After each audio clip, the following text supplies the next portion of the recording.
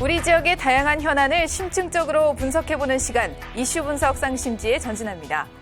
여러분, 31개 시와 군이 있는 경기도 면적이 전체 국토의 10%나 된다는 사실 알고 계십니까? 각 시와 군마다 고유의 역사와 다양한 컨텐츠가 있고 또 이를 기반으로 다양한 문화 사업도 활발합니다. 하지만 그럼에도 불구하고 이 문화예술 소외 지역 하면 많은 분들이 아직도 경기 북부 지역을 떠올리곤 하는데요. 오늘은 이런 문화예술 불균등 문제를 들여다보고 대안을 찾는 시간을 마련했습니다.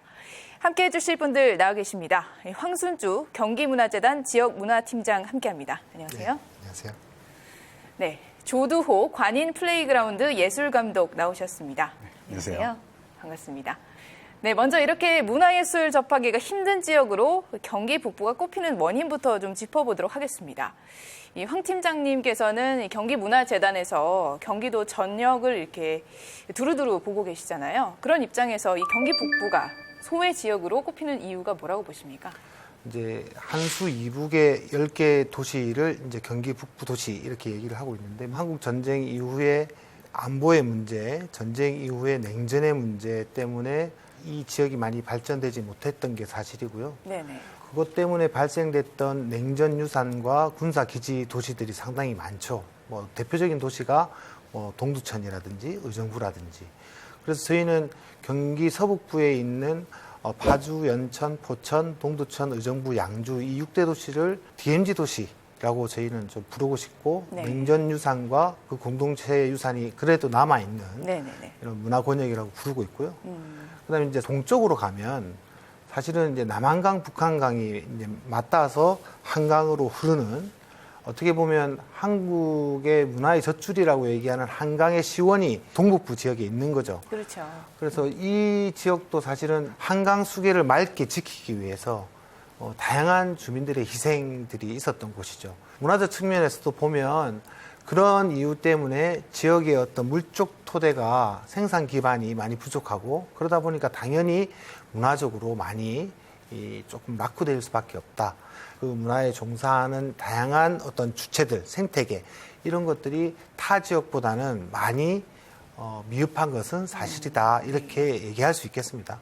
그 지역적인 특성이 아무래도 문화가 어떻게 풍성하고 융성하게 발전하기에는 시대적인 배경이 쉽지 않았다. 이렇게 네. 말씀하신 것 같아요.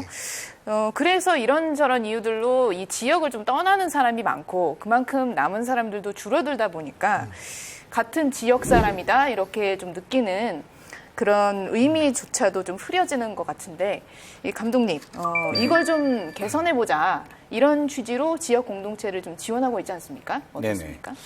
앞서 말씀하신 광순주 선생님이 말씀하신 건 전체적인 북부권에 대한 얘기를 했다면 사실은 또 거기에서 소외된 지역이 포천 최북단에 있는 경기도 어떻게 보면 최북단 마을이거든요. 한국전쟁이 발발하고 나서 이 지역은 38선을 지나서 한 30분 정도 차량으로 더 들어가야 되는 지역에 위치하고 있는 마을인데 뭐 예상되시겠지만 수복 지역에서는 사실상 어떤 토박이 주민이라든지 현 주민이 계속 거주한 지역 주민을 찾아보기 상당히 어렵습니다. 네. 어떤 고향을 이미 등지고 고향을 떠나서 실향이라고 하는 거대한 한국의 어떤 전쟁과 냉전을 경험하신 분들이기 때문에 그 장소 그리고 경기도라고 하는 것에 대한 어떤 정체성 혹은 소속감을 기대하기는 사실은 폭력적이라고 할 수도 있는 그런 마을이겠죠. 그래서 저도 조심스럽게 마을에 들어가서 첫 2년은 정말 연구만 진행을 했습니다.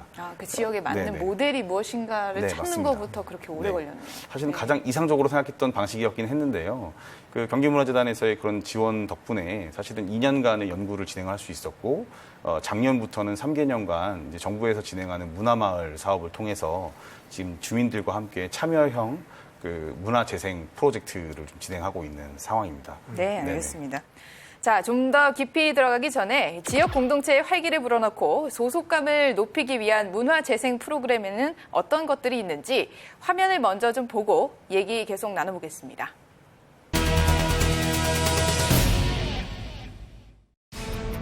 경기도 북부 파주 연천으로 연결되는 접경 지역은 오랜 시간 군사보호지역으로 지정되어 있었다. 지리적으로도 고립되어 있다 보니 다른 경기 지역에 비해 지역 문화가 활성화되지 못했다. 2019년 문화기반시설 현황에 따르면 경기도의 미술관 등 문화시설은 서울보다 많은 숫자. 하지만 각 시군구별 문화시설을 살펴보면 경기 북부가 유달리 적었다. 문제는 문화뿐이 아니었다. 경기 북부의 경우 여러 가지 이유로 개발이 어렵다 보니 문화뿐 아니라 지역 공동체마저 소멸 위기에 놓인 것이다. 동두천시 광암로 턱걸이 마을.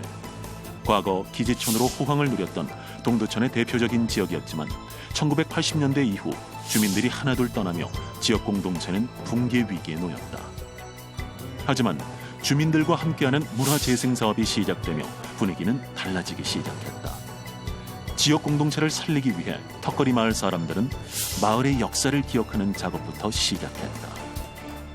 버려진 건물을 턱걸이 마을 박물관으로 만드는 작업은 지역 공동체를 하나로 만드는 힘이 되었다. 박물관이자 마을 사랑방으로 변신한 이곳에서 주민들은 문화를 통해 지역 공동체의 변화를 만들어가고 있다. 턱걸이 마을이 이제 이렇게 저희들이 이야기를 계속해서 발굴해내고 사람들하고 나누다 보니까 이제 죽어가던 마을이 다시 살아나는 듯한 느낌을 많이 받습니다. 지역의 역사와 자연 환경을 활용한 다양한 문화재생 프로그램에 지역 주민이 직접 참여하며 턱걸이 마을은 활기를 찾아가고 있다. 지역의 문화도 살리고 지역 공동체도 살리는 다양한 문화재생 프로그램이 어떤 변화를 만들어갈지 이야기해본다. 네, 방금 동두천시에 있는 이 턱걸이 마을의 사례를 좀 보고 왔는데요. 이렇게 경기 북부는 접경 지역이라고 해서 북과 맞닿아 있다 보니까 이 군부대가 많다는 독특한 지역 특성을 갖고 있습니다. 황 팀장님, 이 네. 턱걸이 마을의 문화재생 사업이 처음에 어떻게 좀 시작이 된 건가요? 2017년도부터 저희가 그 마을의 이야기를 수집하고 기록하는 마을 아카이브 사업을 하게 됐는데 네. 동두천 턱걸이 같은 마을은 캠프 호비라고 하는 미군 기지가 있었고 현재도 있고 그 기지가 생기면서 사실은 생성된 도시가 동두천이라고 할 수 있겠습니다. 비지를 중심으로 오히려 네. 생겨난. 네. 아마 이제 역사적으로 조금 차이는 있을 수 있겠으나 기지촌 마을이라고 한 게 동두천 턱걸이가 아마 최초라고 하는 주장하시는 지금 학자들도 좀 계시거든요. 그 당시의 모습이 그대로 남아있는 그대로 거죠? 남아 있습니다. 예. 그래서 저는 동두천이 살아온 오롯한 어떤 삶의 역사를 잘 보존하면서도 미래를 꿈꿀 수 있는 도시여야 된다. 그러면 사실은 상처처럼 생채기처럼 남아있는 턱걸이의 그 기지촌의 어떤 문화도 우리의 어떤 삶의 문화로 오롯이 기억하고 보존하는 것이 필요하다라는 생각 때문에 동두천을 주목하게 됐고 거기에 이런 역할들을 했던 도시의 인프라들이 있었다라는 것을 보존하는 것이 필요하겠다라는 생각을 했었습니다. 예, 이런 뭐 지역의 특성, 역사를 좀 기록으로 남겨서 이거를 보존을 해야 된다. 뭐 이런 의미인 것 같은데 네. 이 마을 정보를 기록으로 남겨두는 작업은 아무래도 그 동네에 계신 분들이 가장 잘 알고 있기 때문에 그분들이 얼마나 참여하느냐가 관건일 수 있을 것 같습니다. 그렇습니다. 예, 이런 사업들에 주민들이 많이 참여를 해서 이 지역 공동체에 어떻게 좀 변화를 가져올 수 있을지. 에코뮤지엄의 가장 핵심적인 게 이제 주민의 참여, 이제 자발적인 참여, 주체적인 참여이고 그런 모델로서 이제 동두천 턱걸이 박물관 같은 경우도 이제 아카이빙을 한 2년 정도 했고요. 지금 턱걸이 박물관의 사례를 보면 이제 컬렉션 단계까지 이제 끝나 있고 거기에 이제 주민들이 참여하게 됩니다. 그래서 주민들이 전문가 집단이나 예술가 집단이 들어가서 주민들하고 인터뷰를 하면서 뭐 생애사라든지 그거를 구술 방식으로 기록한다든지 아니면 이제 가지고 계신 옛날 사진 한 장 이렇게 끄집어내는 거. 이거 참 쉬운 일이 아니거든요. 그렇죠. 이런 것들을 컬렉션들을 통해서 이제 박물관을 이제 짓게 되는데 어디다 짓느냐? 저희는 그 클럽을 하나 그냥 임대를 했어요. 거기를 박물관으로 쓸 수 있도록 이렇게 하는데 그 과정 속에 이제 주민들의 어떤 구술 또 조성하는데 주민들이 다 참여하셔서 꽃밭도 일구고 또 공사도 같이 하시고 이런 일들을 같이 했던 장소입니다. 네. 비슷한 사업인데요. 이 조도 감독께서는 또 포천시에 이 관인 문화마을에서 직접 이런 문화재생 사업을 또 하셨다고 들었는데요. 네네. 이 문화재생이라는 게 정확히 뭔지 네. 또 이런 과정이 주민들에게 또 어떤 도움이 되는지 좀 보셨을 것 같아요. 어떻습니까? 네. 문화재생이라는 말은 사실 그렇게 오래되지는 않은 용어인 것 같습니다. 이 도시재생이라고 하는 것이 어떤 거대한 산업구조의 변화에 따라서 쇠퇴도시가 생겨나고 쇠퇴도시가 생겨나면 당연히 도심 공동화 현상이 일어나기 때문에 어떤 도시재생이라고 하는 방법론을 통해서 그 공동화 현상을 막고 주민들의 이탈이나 이런 것들을 막는 어떤 프로그램, 어떤 그런 시스템인데 어떻게 보면 새로운 주거 환경이 바로 적용됐을 때는 사실 그것들이 기존에 살고 계시는 현주민들한테는 적용되지 않을 가능성이 높죠. 자본주의 하에서는. 근데 문화재생을 통해서 조금은 호흡이 좀 오래 걸리고 좀 시간이 좀 걸리지만 그들이 갖고 있던 원형 자원, 원형 문화 자원을 통해서 내가 살았던 내 고장에서 우리 마을에 보물이 가득 차 있다. 뭐 이런 식의 어떤 방법론을 찾아보는 이렇게 될 것 같습니다. 네네.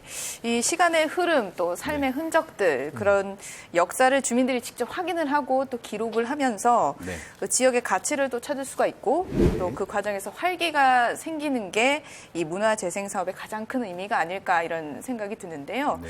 또 연장선상에서 최근 주목받는 사업으로 에코 뮤지엄이란 게 있습니다. 아까 팀장님도 잠깐 얘기하셨는데 이 에코가 영어로 생태 또 뮤지엄이라는 게 박물관 이렇게 합쳐져서 생태 박물관 뭐 이렇게 볼 수도 있을 것 같은데요.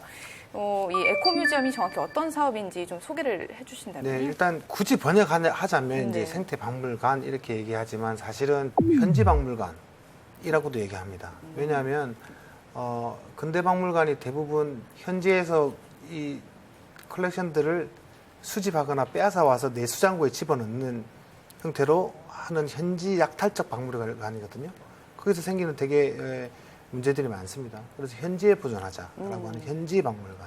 그다음에 에코라는 게 말 그대로 이제 뭐 생태 박물관으로서 큰 의미가 있죠. 왜 그러냐면 특히 경기 북부에는 한탄강, 뭐 임진강, 인문과 물류가 흘렀던 네트워크망으로서 어떤 지리도 매우 중요하다 이런 생각을 하고 있어서 그런 것들을 보존하는 것도 이제 생태 뮤지엄, 생태 박물관 개념으로도 의미가 있다.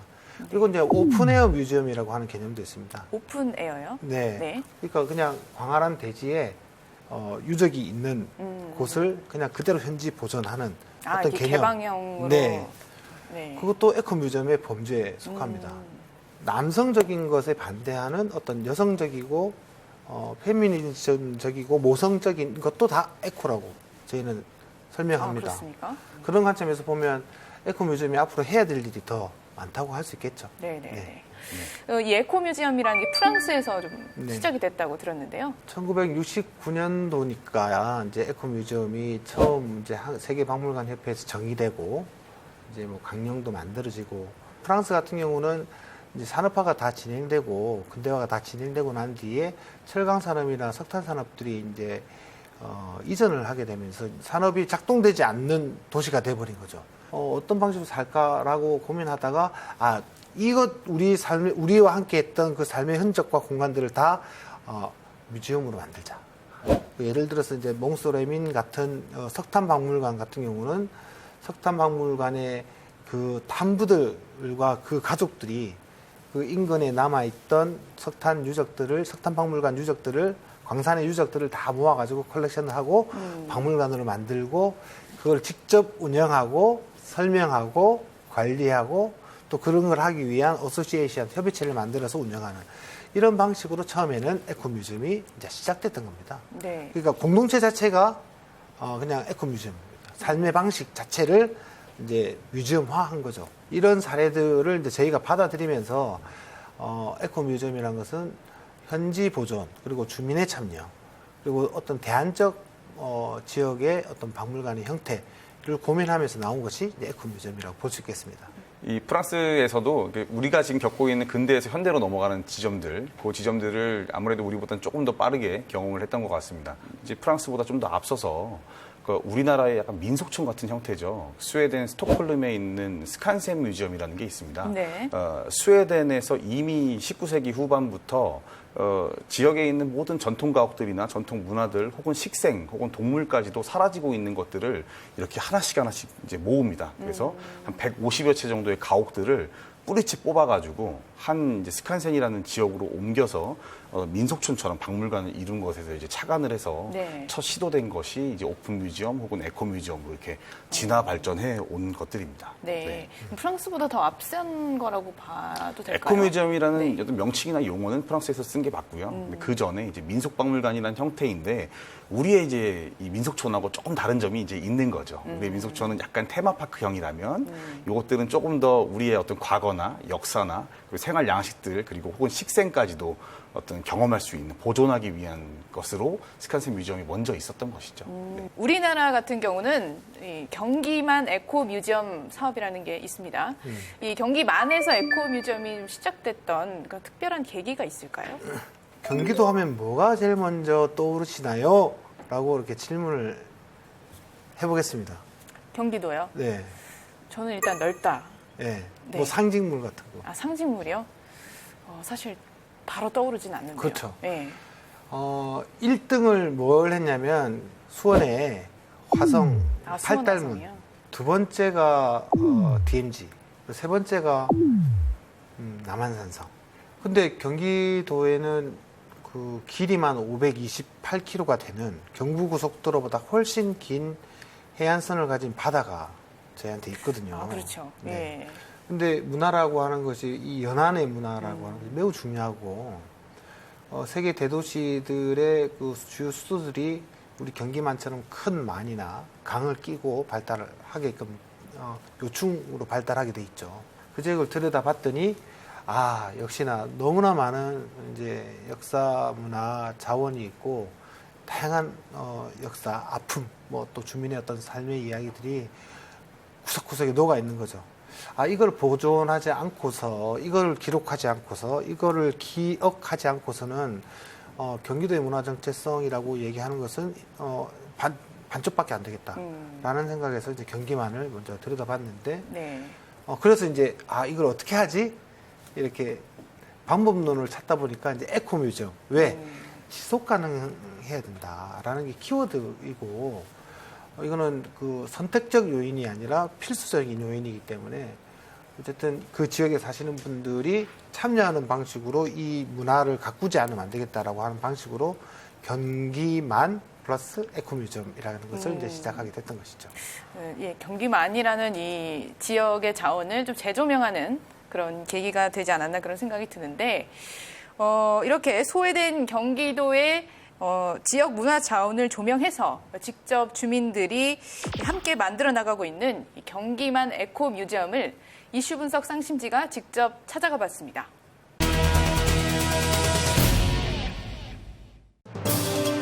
북한의 옹진반도와 남한의 태안반도 사이에 형성된 반원형의 거대한 경기만. 21세기 국가 성장 동력 축으로 설정된 서해안권에서도 중요한 지위를 차지하는 이곳은 오랜 시간 축적된 다양한 역사적 자원들이 있는 곳이기도 하다. 이 경기만을 중심으로 새로운 문화 바람이 불고 있다. 경기만의 정체성 회복과 지역 활성화를 꿈꾸며 지속 가능한 발전을 준비하는 경기만 에코 뮤지엄이 바로 그것이다. 경기도 화성의 새로운 문화예술 플랫폼으로 자리 잡은 제부도 아트파크는 경기만의 대표적인 에코 뮤지엄이다. 2017년 초 완공된 이곳은 자연과 문화를 모두 체험할 수 있는 쉼터로 주민과 관광객들에게 다양한 프로그램을 제공하고 있다. 지역과 지역 주민을 연결하고 지역을 활성화시키는 공간으로 거듭나고 있는 것이다. 경기만의 또 다른 거점 사업인 매향리 스튜디오는 버려지고 방치된 역사적 공간에 새로운 숨결을 불어넣는 에코 뮤지엄이다. 매향리 스튜디오가 위치한 경기도 화성시 매향리. 이곳은 6.25 전쟁 이후 미군이 50년 이상 사격 연습장으로 사용했던 곳이다. 아픈 역사를 지닌 매향리가 2016년 에코 뮤지엄의 첫 사업의 대상이 되며 새로운 문화예술의 공간으로 재탄생하게 된 것이다. 그 유명하신 예술가들의 그 작품을 쉽게 볼 수 없는데 말 안에 전시가 되면 다들 와서 한 번씩 보시고. 근데 이거 어디 가서 우리가 볼 수 있겠어 하면서 와서 보고 가시고. 이 스튜디오가 우리 마을의 문화의 구신전 역할을 충분히 하고 계시죠. 지속적으로 활동을 할 수 있는 공간으로 존재했으면 좋겠어요. 버려진 교회를 복원해 문화공간으로 조성한 내향리 스튜디오에서는 주민들과 함께하는 다양한 프로그램이 진행 중이다. 무너진 예배당을 새로 만들어내는 것이 아니라 공간을 재생하는 형식으로 만들어진 이곳은 아픈 역사의 흔적과 교훈을 그대로 담은 에코뮤지엄으로 다크 투어리즘의 좋은 사례가 되고 있다. 네, 이렇게 지난 4년 동안의 경기만 에코 뮤지엄 사업이 쭉 진행이 됐는데요. 팀장님, 이 경기만 에코 뮤지엄의 가장 큰 성과 뭐라고 꼽으시겠습니까? 아픈 상처들이 굉장히 많습니다. 개발론자들 입장에서 보면 빨리 그런 거 좀 잊어버리고 새로운 이야기를 빨리 심어서 아픈 역사는 빨리 잊어버리고 없었던 걸로 해 이렇게 얘기하실 수도 있으나 이제 그런 이야기들을 우리의 정체성으로 받아들이는 거.